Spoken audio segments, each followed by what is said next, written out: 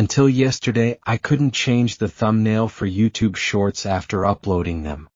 Even the official YouTube help page, as shown on my screen, mentioned, once selected, you can't change the Shorts thumbnail after uploading the video.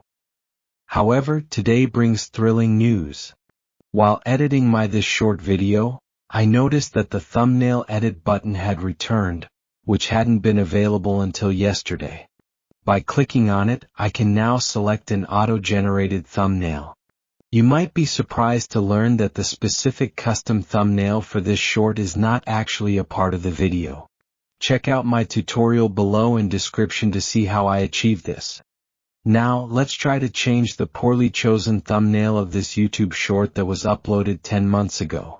When I tapped on the three-dot menu on YouTube mobile app, I was excited to find that I could now update the thumbnail for a YouTube short that had been uploaded so long ago.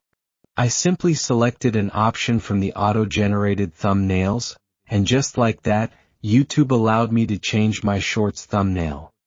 If you find this update exciting, please consider subscribing to the Dozro channel. Your single count means everything to me. Thank you for watching.